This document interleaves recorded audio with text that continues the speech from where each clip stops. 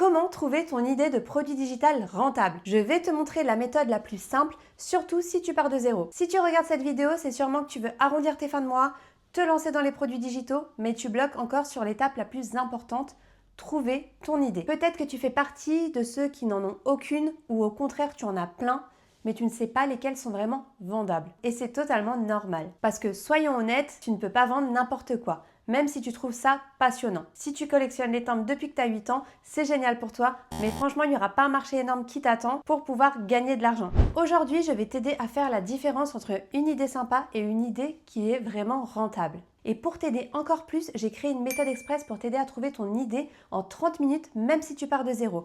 Elle est totalement offerte, le lien est dans la description.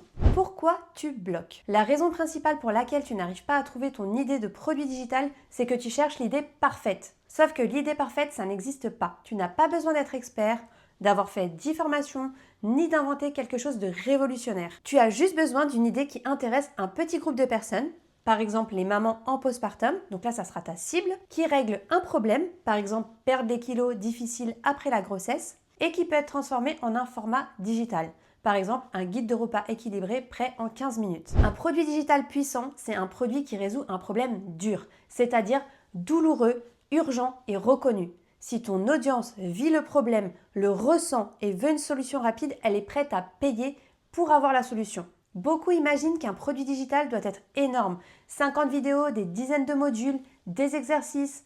Non, ce n'est pas la complexité qui fait l'argent, c'est la pertinence de l'idée, la transformation que tu veux apporter à ton client. Un produit digital, c'est un produit numérique que tu vas pouvoir créer une seule fois et que tu pourras délivrer en automatique des centaines de fois. Ça peut être des e-books, des templates, des mini-ateliers, des mini-formations, des checklists, des plans d'action.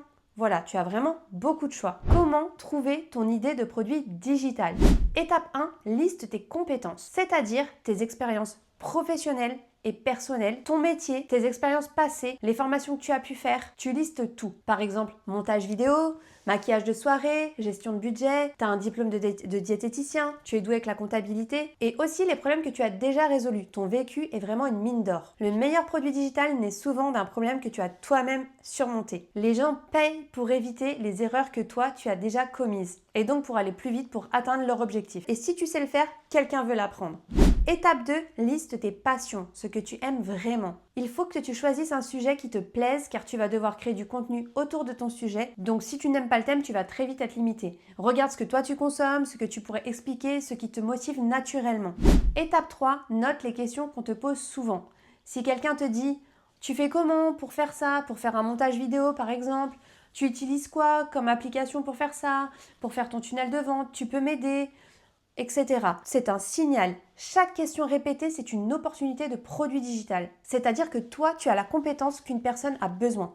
Étape 4, analyse le marché et la concurrence. Regarde s'il y a déjà des créateurs qui parlent de ce sujet, s'il existe déjà des produits, s'il y a des gens qui posent des questions sur ce thème. Et s'il y a de la concurrence, c'est une bonne nouvelle. Ça veut dire qu'il y a un marché réel et des acheteurs. Étape 5, identifie les problèmes de ton client idéal. C'est là que se trouve ton idée rentable.